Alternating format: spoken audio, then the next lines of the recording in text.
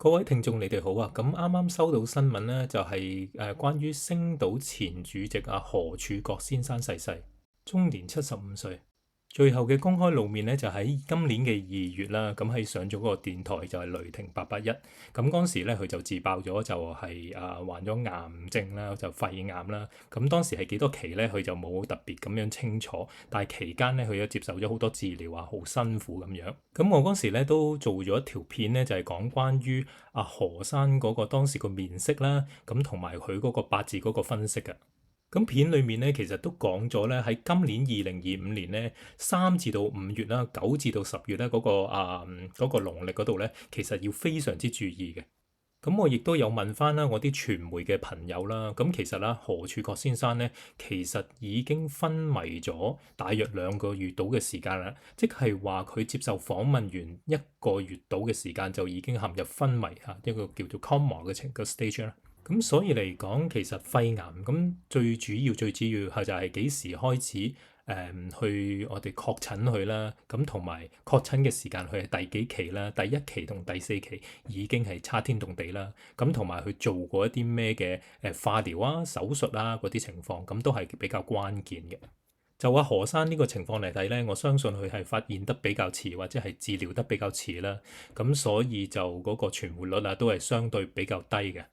咁講翻喺八字嗰方面咧，如果一個人咧嗰個八字佢某一個五行係非常之強嘅話咧，反而要注意係呢個強法咧係會晚年先至會出現。唔知大家明唔明啦？咁反而另外一方面，如果佢係有一個五行好弱嘅話咧，嗰個係佢早期或者年幼嘅時間咧，嗰方面嘅系統啊或者係器官咧嗰度會比較弱嘅。咁所以係先天弱啊定係後天弱，我哋呢個都可以睇到嘅。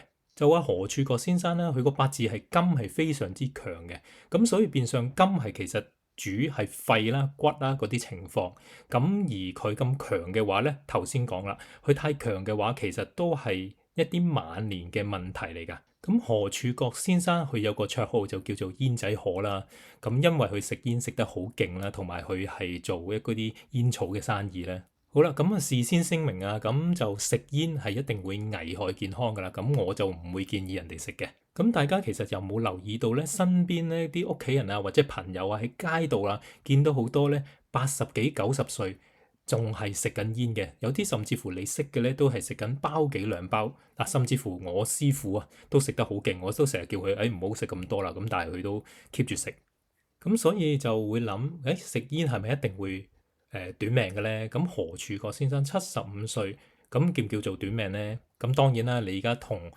香港嗰個平均壽命80幾歲嚟講，咁相對會短啲嘅。咁但係係咪真係好短命咧？我又覺得又唔係喎。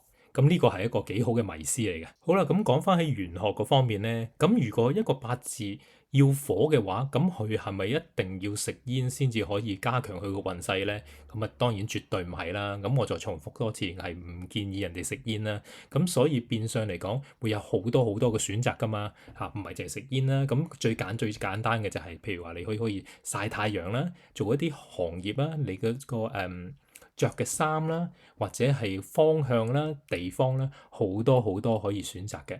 咁所以大家如果對自己嗰個八字，咦，其實我係咪需要火咧？我係咪忌火咧？咁可以留言話我知，我會覆返嚟。咁我哋就大家可以討論下嘅。好，今次呢條片咧就暫時到呢度先。咁如果大家有咩意見嘅，記得留言嚇。咁CRS 好啦，咁下次再見。